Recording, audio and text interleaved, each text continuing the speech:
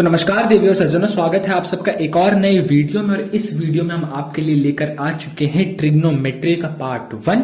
Now before we go ahead in trigonometry, it's very important for all of us know कि हम trigonometry की series को continue कैसे करने वाले हैं, राइट? बिकॉज आप में से बहुत लोग कहेंगे कि भाई मेरे को ट्रिग्नोमेट्री वीक लगती है तो मैं ट्रिग्नोमेट्री नहीं पढ़ूंगा या नहीं पढ़ूंगी। कूल, मत पढ़िए, नो प्रॉब्लम, मैं बोल रहा हूँ मत पढ़ो।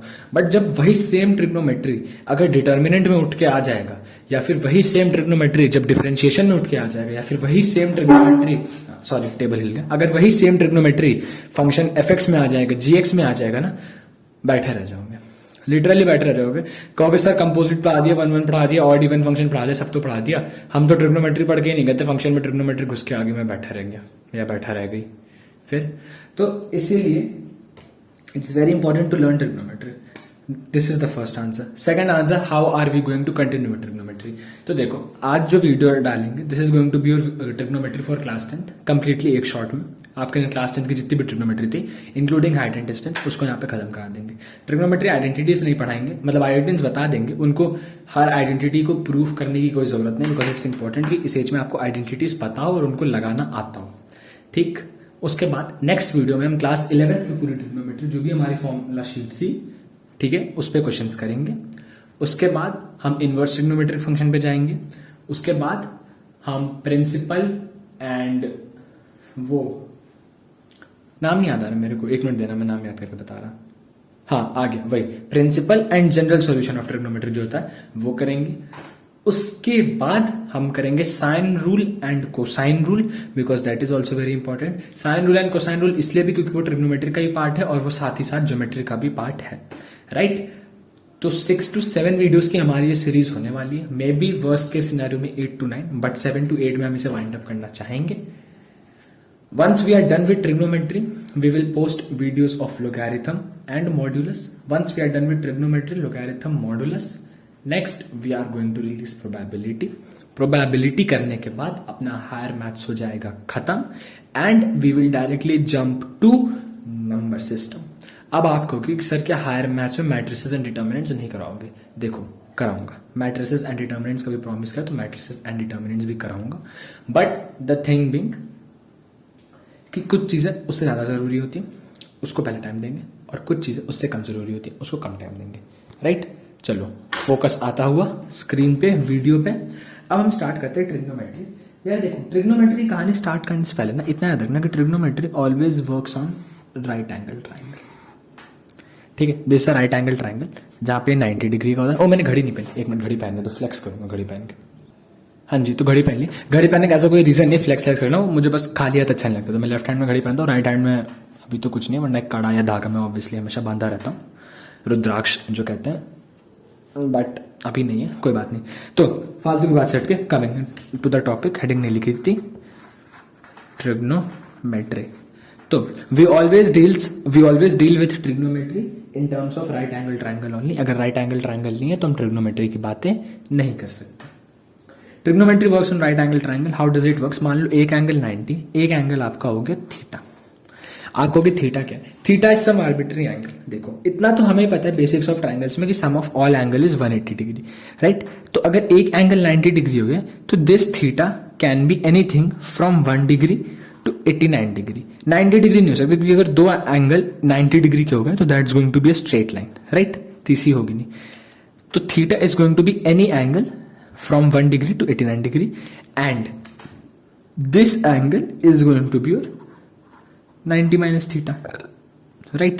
Sorry, this angle is going to be your 90 minus theta, right? हाँ जी सर, क्यों? क्योंकि सर अगर ये एंगल, सॉरी नहीं भैया, क्योंकि भैया अगर ये एंगल हमारा 90 डिग्री हो गया तो जो हमारे बाकी दोनों एंगल्स बचते हैं उनका सम भी 90 डिग्री होना चाहिए। तो भैया अगर मैं एक को थीटा मान तो दूसरा मेरा 90 माइनस थीटा होगा। मैंने कहा वेरी गुड। अब देखो, ये लाइन जो है ना, this is called as perpendicular, this is called as base, this is called as height, ठीक। अब sin थीटा क्या होता है? sin theta is perpendicular upon hypotenuse, cos theta is base upon hypotenuse, sin का उल्टा is your cosec theta, and cosec theta is equal to hypotenuse upon perpendicular, and sec theta is equal to hypotenuse upon base, right? चारों बता दिए, sine cos cosec sec.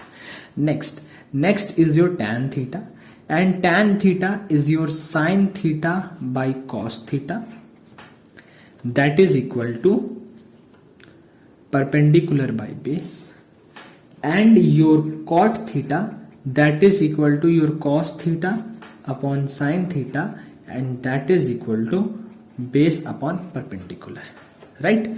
1 2 3 4 5 6 these are your 6 most important trigonometric ratio from class 10th point of view। इसके अलावा और कुछ नहीं, 10th के 11th 12 हम खाली इन्हीं 6 पे डील करते हैं। हमेशा याद रखना, साइन का रिवर्स इज कॉसेक, कॉस का reverse is sec, and tan का reverse is cot, and tan is sine upon cos and cot is cos upon sine. ठीक, बेसिक्स याद रखना। और एक और चीज हमेशा याद रखना कि थीटा के अपोजिट वाली साइड, थीटा के अपोजिट वाली side is always known as your perpendicular, that is your P. यानी ये थीटा है तो इस थीटा के अपोजिट ये साइड है, तो this will be denoted by perpendicular, that is P, right. याद रखना कैसे, अब ये देखो, अगर मान लो यही सेम ट्राइंगल में अगर मेरा थीटा यहां पे है, ठीक, हाँ जी भैया मेरा थीटा यहां पर है, और ये वाला अगर मेरा 90 माइनस थीटा है ना, तो अब की बार मेरा थीटा ये, तो मेरा परपेंडिकुलर ये होगा और मेरा बेस ये वाला होगा और ये मेरा हाइपोटेन्यूज होगा, ठीक। तो my sine theta is going to be perpendicular upon hypotenuse only, but मेरा परपेंडिकुलर साइड हमेशा वो होगा जो मेरे थीटा के अपोजिट था। मेरा थीटा जब ये था तो मेरा परपेंडिकुलर साइड, सॉरी मेरा थीटा जब ये था तो मेरी परपेंडिकुलर साइड वाज दिस। अब की मेरा थीटा ये है तो my perpendicular side is going to be this. Got it? Very good. अब आप कहोगे कि भैया आप साइन थीटा बता रहे हो, अगर मैं आपसे कहूं कि आप मुझे साइन 90 माइनस थीटा बता दो, तो मैंने कहा ठीक है भाई मैं साइन 90 माइनस थीटा बताता हूं। जब मैं साइन थीटा कर रहा हूं तो मैं परपेंडिकुलर अपॉन हाइपोटेन्यूज कर रहा हूं। जो मेरा साइन 90 माइनस थीटा होगा ना, वो मेरा कॉस थीटा होता है। मैं क्या समझा नहीं भैया, मैं आप समझा दूंगा। ऐसे इमेजिन करो, सेम वही फिगर ले लो जो पहले बनाया था, तो according to that figure this is your 90 minus theta, this is your theta, ठीक। अब अगर मैं इससे साइन थीटा पूछूं आपसे, मैं एबीसी नेम करना चाहूंगा इसको, ठीक है। हाँ जी भैया, अगर मैं एबीसी नेम करूं, अगर मैं इसको थीटा मानूं, right, if this is my theta, तो मेरा कॉस थीटा क्या होगा? तो आप कहोगे भैया कॉस थीटा के अकॉर्डिंग होता है कि that is your base upon hypotenuse. हाँ जी भैया, तो भैया अगर ये थीटा है तो मेरा बीसी इज परपेंडिकुलर और A B will be my base. हाँ जी भैया, तो what will be my base upon hypotenuse? भैया that will be A B upon A C. मैंने कहा वेरी गुड। अब मैंने कहा कि भैया आप मेरे को साइन थीटा सब बताया था, मेरे को आप साइन 90 माइनस थीटा बता दो कि साइन 90 माइनस थीटा क्या होता है। तो आप कहोगे भैया साइन 90 माइनस थीटा तो मेरा परपेंडिकुलर अपॉन हाइपोटेन्यूज होता है, और अगर मैं इस वाले एंगल को कंसिडर कर रहा हूं तो इस वाले एंगल के टर्म्स में ये मेरा परपेंडिकुलर होगा। हाँ जी भैया, theta is any arbitrary element, theta can take any value. Please ये मत सोचना कि थीटा इज दिस तो हम साइन 90 माइनस थीटा करेंगे तो कुछ और चीज निकलेगा, नहीं। साइन 90 माइनस थीटा में रूल वही चलेगा, परपेंडिकुलर अपॉन हाइपोटेन्यूज। तो आपको भैया अगर मैं इस एंगल के टर्म से देखो तो मेरा परपेंडिकुलर ये हाइपोटेन्यूज है, तो मेरा साइन 90 माइनस थीटा भैया ये भी ए बी और ए सी आ रहा है। तो मैं कहूंगा भैया मेरा साइन 90 माइनस थीटा मेरा कॉस थीटा बराबर आएगा क्या? हाँ जी, हमेशा याद रखना sine 90 minus theta is equal to cos theta, cos 90 minus theta is equal to sine theta, tan 90 minus theta is equal to cot theta, and cot 90 minus theta is equal to tan theta, sec 90 minus theta is equal to cosec theta, and cosec 90 minus theta is equal to sec theta. हमेशा याद रखना, ठीक, मतलब सारे bracket में रहेंगे obviously, मुझे कभी आदत नहीं है ऐसे ब्रैकेट में लिखने की, बट धीरे धीरे डेवलप कर लेंगे। याद रखना, नोट कर लो इन 6 चीज़ों को। और ट्रस्ट में अभी सिर्फ क्लास 10th की ट्रिग्नोमेट्री कर रहे हैं, बहुत बेसिक्स है। नेक्स्ट वीडियो में जब क्लास 11th आएगा ना तब बहुत मजा आएगा। वहाँ पे ASTC करेंगे, वहाँ पे चारों कोऑर्डिनेट पढ़ेंगे, तो that is going to be very nice and very beneficial, बहुत मजा आएगा। अभी तो हम पार्ट 1 है, अभी हम 10th का कर रहे हैं। तो this is your sin 90 minus theta, ठीक है भैया, ये भी हो गया। इसके बाद क्या बताऊँ, इसके बाद एक टेबल बना रहा हूँ और फिर वो टेबल एक्सप्लेन करता हूँ। अब देखो इस टेबल पे ध्यान देना, और ये टेबल बहुत इंपॉर्टेंट है। क्यों इंपॉर्टेंट है? क्योंकि अभी इसके आगे हम हाइट एंड डिस्टेंस करेंगे। हाइट एंड डिस्टेंस में यही टेबल काम आने वाली है। तो जो भी है ना करता धरता क्लास 10th में, अगर वो क्लास 10th का बच्चा देख भी रहा है तो जो भी है सब इसी वीडियो में, सॉरी सब इसी टेबल में। साइन थीटा है ये, sine theta, cos theta, tan theta, cot theta, sec theta, cosec theta. Angle है 0, 30, 45, 60, 90। साइन 0 की वैल्यू 0, साइन 30 की वैल्यू 1/2, साइन 45 की वैल्यू 1/√2, साइन 60 की वैल्यू √3/2 एंड साइन 90 की वैल्यू 1। अब टू बी वेरी ऑनेस्ट, मैंने अपनी जिंदगी में आज तक साइन के अलावा और कोई याद नहीं करा। Sine 0, sine 30, sine 45, sine 60, sine 90। क्यों? ध्यान से देखो, साइन की जो आपने टेबल बनाई 0 से 90, हाँ जी, सेम टेबल रिवर्स हो जाती है जब हम कॉस की बनाते हैं। 1 √3/2, 1/√2, 1/2, 0। मेरी 0 से 90 कॉस की वही टेबल बनी जो मेरी साइन की 0 से 90 थी, बस रिवर्स हो गई। अब टैन पे आओ। What was my tan? भैया my tan was sine upon cos. तो मेरा साइन अपॉन कॉस से मेरा टैन बन गया 0/1 is 0, 1/2 upon √3/2 is 1/√3, 1/√2 upon 1/√2 is 1, √3/2 and 1/2 is √3 and 1/0 is not defined. तो मेरा टैन भी बन गया। अब कॉट क्या होता है? कॉट भैया टैन का उल्टा। तो मेरा टैन अगर 0/1 था ना, तो मेरा what will be my cot? भैया cot will be 1/0। 1/0 is not defined, तो we write it as NT, that is not defined. ठीक, तो साइन की वैल्यूज याद रखो 0 से लेकर 90 तक। एग्जाम में अगर किसी को कम याद करना है 0 से 90 तक साइन की वैल्यू याद करो, और उसके बाद you are good to go. No need to you for solve any other, for learning any other values. ये टेबल बना लेना एग्जाम में भी, और अगर जल्दी करना है तो सारी वैल्यूज याद कर लेना। पूरा टेबल बना रखा है साइन, कॉस, टैन, कॉट, सेक, कोसेक का। ठीक, इस पूरी टेबल को अपने आंखों में, अपने दिमाग में, अपने दिल में जहां छापना है छाप लो। इसके बाद before we move ahead with height and distance, there are certain things that you need to keep in mind. And what are those certain things? They are sine square theta plus cos square theta is equal to 1, sec square theta is equal to 1 plus tan square theta and cosec square theta is equal to 1 plus cot square theta. ये 3 most important identities हैं in terms of trigonometry. Sketch pen की refill भी खत्म हो गया, आज 2 ही video record कर पाऊंगा लग रहा है। Sine square theta plus cos square theta is equal to 1, sec square theta is equal to 1 plus tan square theta, cosec square theta is equal to 1 plus cot square theta. ये 3 equation है class 10th की trigonometry के हिसाब से। You must be very thorough with these 3 equations, right? कोई problem? Very good. Derive कैसे किया अब जानने की जरूरत नहीं, क्लास 10th के बच्चों को जानने की जरूरत होती है। यू आर नॉट नीड कि आप याद करो, आपको एग्जाम में फोड़ के आना है, तो बस इतना याद करना और एग्जाम में जाके फोड़ देना। ये 3 याद रखो। अब क्लास 10th की ट्रिग्नोमेट्री आइडेंटिटीज ये 3 थी, और क्लास 10th की ट्रिग्नोमेट्री की रेशियोज ये थी। We are done with identities and ratio. अब हम चलेंगे हाइट एंड डिस्टेंस पर। But before we move on to height and distance, जो क्लास 10 में था, इतना याद रखना कि जितना अभी कराया ना ये सिर्फ क्लास 10th का था। अगर इतना में दिमाग चकरा गया ना तो सोचो भी जब क्लास 11th पे जाऊंगा तब क्या क्या होगा। खेल मजेदार है और बहुत मजा आएगा।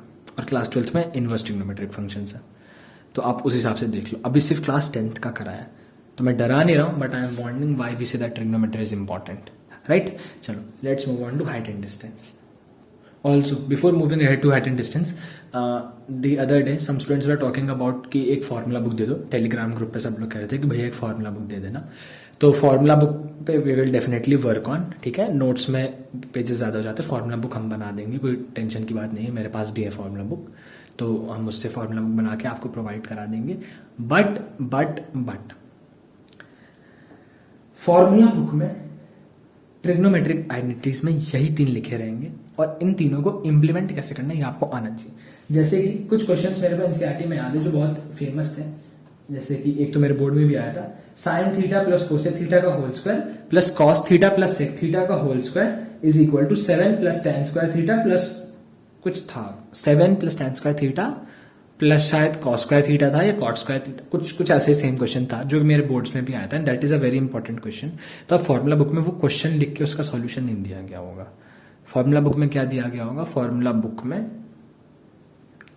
सिर्फ ये 3 आइडेंटिटीज दी गई, उस 3 आइडेंटिटी को आपको कैसे यूज करना है that is totally upon you and how you are going to use your brain, right. अब हाइट एंड डिस्टेंस पे चलते हैं। हाइट एंड डिस्टेंस की कहानी ऐसे इमेजिन करो, ऐसे मैं नहीं बोलूंगा, आप इमेजिन करो कि आप यहाँ पे खड़े हो और ये एक बहुत ऊंचा बिल्डिंग है या टावर है या जो भी बोलना है, इस बिल्डिंग के टॉप फ्लोर पे आप देख रहे हो यहां से। तो अभी जो आपका ये एंगल बना ना, जिस एंगल से आप देख रहे होगे, राइट, अगर मान लो कि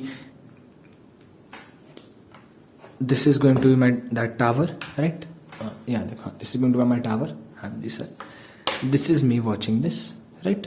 तो मैं इस टावर को, भाई रुक जाना एक मिनट, हाँ ये देखो this is me watching, this is my tower. तो मैं अगर यहाँ पे खड़ा हूं तो मैं सर ऊपर करके इस टावर को देख रहा हूँ, हाँ जी। तो ये जो मैं एंगल बना रहा हूं ना, जितने एंगल से मेरा सर उठ रहा है उस टावर को देखने के लिए, that is called as my angle of elevation, right, angle of elevation. This is for that angle जितना एंगल मेरे को सर ऊपर उठा के देखना है उस बिल्डिंग को। First part. सेकेंड पार्ट, अगर मान लो आप यहां पे खड़े हो और मेरे घर आए हो मेरे से मीटअप करने, ठीक, कि सर से मिलना है, भैया से मिलना है, तो ये मेरे घर का सबसे ऊपर वाला माल है, ये आप खड़े हो, तो मैं ऊपर से आपको नीचे देखूंगा, हाँ भैया आप ऊपर बैठे हो, आप ऊपर से हमको नीचे देखोगे, राइट, हाँ। तो मैं ऊपर से जब आपको नीचे देखूंगा ना, तो मैं जो एंगल बनाऊंगा that is called as angle of depression. What is called as angle of depression. मुझे अपनी गर्दन कितनी झुकानी पड़ी आपको देखने के लिए, that is what we call as angle of depression, right. ये दो टर्म्स यूज होंगे हाइट एंड डिस्टेंस में। So it's very important for you to know कि एंगल ऑफ एलिवेशन होता है क्या, एंगल ऑफ डिप्रेशन होता क्या। थोड़ा थोड़ा ज्योमेट्री का रूल इसमें कम है, बट इसमें ज्योमेट्री से क्वेश्चंस आ सकते हैं कभी कभी, इसीलिए हाइट एंड डिस्टेंस को पढ़ लेना चाहिए। For the next 10 to 15 minutes हम इसीलिए हाइट एंड डिस्टेंस को पढ़ेंगे, because it's important for us to know about geometry. Got it? हाँ जी भैया, चलो let's directly move on to questions और फिर आगे कंटिन्यू करते हैं। अब देखो ये क्या है, a tower is 100√3 metre high, that is इतना लंबा टावर है, मैंने इसको टावर मान लिया। Find angle of elevation from a point 100 metre away from its foot. मतलब कि ये मेरा टावर था, इस टावर से 100 मीटर दूर ये पॉइंट है, ठीक है, इसकी डिस्टेंस है 100 मीटर। एंगल ऑफ एलिवेशन यहां से निकालें, तो मैंने एंगल ऑफ एलिवेशन को मान लिया थीटा, राइट। 100√3 मीटर हाइट है टावर की, 100 मीटर दूर टावर से मेरे को एंगल ऑफ एलिवेशन बताना है, तो मैंने मान लिया थीटा। अब मेरे को एक बात बताओ, मेरे को परपेंडिकुलर गिवन है, मेरे को बेस गिवन है, कौन से फॉर्मूले में मेरे को परपेंडिकुलर और बेस दोनों की जरूरत पड़ती है अकॉर्डिंग टू ऑल आइडेंटिटीज, आपको भैया tan थीटा में। तो my tan theta is equal to perpendicular upon base. If this is my theta then this is going to my perpendicular. तो मेरा tan theta will be 100√3 upon 100, that is equal to √3, right. हाँ जी भैया, अगर मेरा tan theta is my √3, then what is the value of my theta? The value of my theta is 60 degree, because मेरे को पता है कि at theta is equal to 60 degree the value of tan theta is √3। So my answer for this is 60 degree, so my angle of elevation will be 60 degree. समझ में आया? हाँ भैया। अभी इसी में एक रिवर्स क्वेश्चन क्या बनता है उस पर ध्यान देना, छोटा सा, मैं लिखने में टाइम वेस्ट नहीं करूंगा, तो मैं सीधा यहाँ पे फिगर बनाता हूँ और ये कहता हूँ कि भाई यहाँ पे आपको एंगल दिया है 30 डिग्री का, इस टावर की हाइट h है और ये जो डिस्टेंस है दिस इज 30 मीटर। आपको मुझे बताना है कि h की वैल्यू क्या है। आप कहोगे भैया तो बहुत सिंपल है, कैसे होगा? भैया कुछ नहीं करना है, 30 है तो my tan 30 is how much भैया? तो मैंने कहा tan 30 is perpendicular upon base, that is h upon 30। आपने कहा बहुत बढ़िया भैया। tan 30 क्या होता है भैया? मैंने कहा भैया 1/√3 होता है। तो आपने कहा ठीक है भैया, h is equal to 30 upon √3, तो my h is equal to 10√3 metres. Done. The height of my tower is 10√3 meters. किसी का कोई डाउट? ना भैया। हो गया सॉल्व? हाँ भैया। So this is how questions needs to be solved. Got it? बहुत आसान है, बस दिमाग खुला रखना है। अभी कुछ अच्छे क्वेश्चंस भी करेंगे। अभी यहाँ पे एक बार परपेंडिकुलर गिवन था, बेस गिवन था, हमने थीटा निकाला। आपकी थीटा गिवन था, परपेंडिकुलर नहीं था, बेस दिया था। कई बार हो सकता है आपको परपेंडिकुलर और हाइपोटेन्यूज में खेलना होगा, तब आप साइन को इंट्रोड्यूस करो जब परपेंडिकुलर और हाइपोटेन्यूज का गेम होगा। तो इतने इजी क्वेश्चन तो डिस्कस करने का फायदा नहीं। Let's move on to some tough questions. तो this is the next question. कह रहा है from a point on ground 40 metre away from the foot of a tower the angle of elevation of top of a water tank is 45 degree. Oh I am very sorry, मैं question पढ़ते पढ़ते ना मेरे को याद आया, मैंने थोड़ी सी गलती कर दी।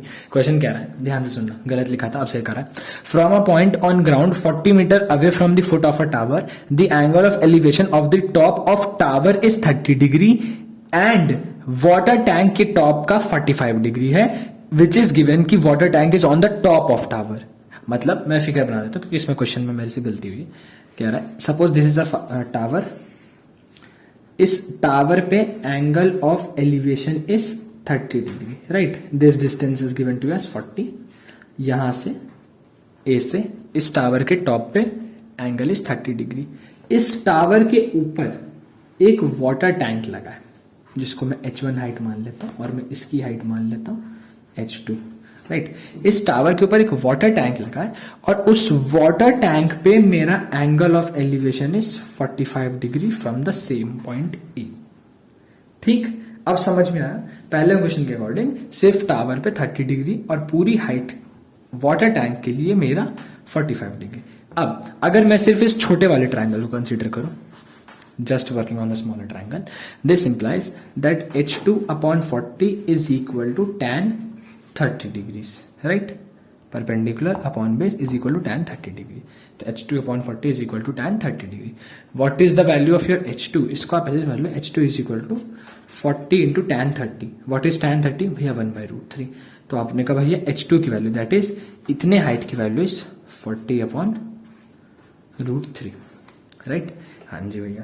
अब भैया आप कहोगे मैं बड़े वाले ट्रायंगल कंसीडर करूं भैया। हाँ जी भैया। तो व्हाट इज मैं बड़ा वाला ट्रायंगल का परपेंडिकुलर भैया h1 प्लस h2, राइट। हाँ जी भैया। बड़े वाले ट्रायंगल का height is h1 plus h2। What is theta भैया? Theta is 45 degree. भैया अगर मैं यहाँ पे tan थीटा लगा दूं तो isn't that h upon base? हाँ जी भैया। तो what is my total height, मतलब h अपॉन बेस या p अपॉन बेस, राइट। तो what is my total height? तो आपने कहा कि भैया अपनी total height is h1 plus h2। मैंने कहा ठीक है भाई, अपनी total perpendicular height is h1 plus h2 and my base is 40। भैया what is the value of my tan theta? तो भैया value of my tan theta is 1 because अब की बार में थीटा क्या बड़े ट्रायंगल के लिए भैया 45 डिग्री। तो h1 plus h2 is equal to 40। तो we get h1 plus h2 is equal to 40। अब आप लोग भैया h2 तो मेरे को पता है ये दैट इज 40 अपॉन √3। तो व्हाट इज माई h1? भैया h1 इज 40 माइनस 40 अपॉन √3। ठीक, 40 माइनस 40 अपॉन √3। ठीक, समझ में आया? Very good. चलो let's move on to the next question. अगला क्वेश्चन है a tree 12 metre high is broken by wind in such a way that its top touches the ground and makes an angle of 60 degree with the ground. At what height from bottom the tree is broken by the wind? इसका मतलब ये भैया ये एक tree थी, ठीक है। हाँ जी। अब क्या हुआ कि इस पोजीशन पे ना ये ट्री टूट गई।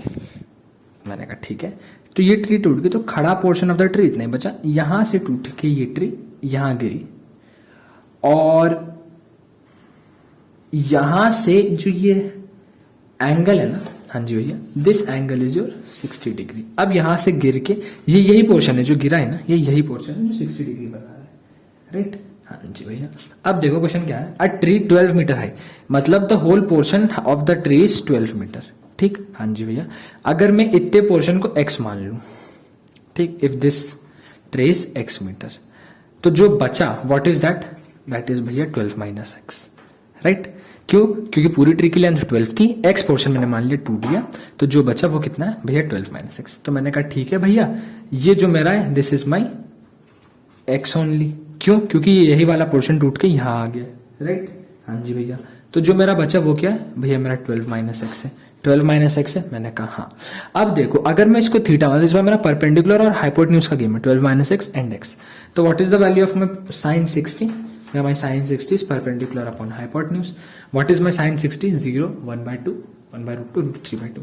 तो भैया sine 60 is √3/2। That is how much भैया, perpendicular is 12 minus x and hypotenuse is x. तो we have √3x is equal to 24 minus 2x। तो we get 2x plus √3x is equal to 24. So we get 2 plus √3 times of x is equal to 24. So we get x is equal to 24 upon 2 plus √3. Rationalize करना हो कर लो, नहीं करना हो ना करो, but this is going to be the correct answer for your exams. इसके अलावा रेशनलाइजेशन में अगर डाउट है कोई बात नहीं, अभी देख लो। x की वैल्यू 24 अपॉन 2 प्लस √3 आ गई। Just to rationalize it will make it 24 upon 2 plus √3, multiplying it by 2 minus √3 above and below। ऊपर बन जाएगा 48 minus 24 √3, नीचे बनेगा 2 plus √3 into 2 minus √3, so that is going to be 4 minus 3। क्यों? a plus b into a minus b is a square minus b square, तो a square is 2 का square and b square is √3 का whole square. तो 48 minus 24 by √3 upon 1।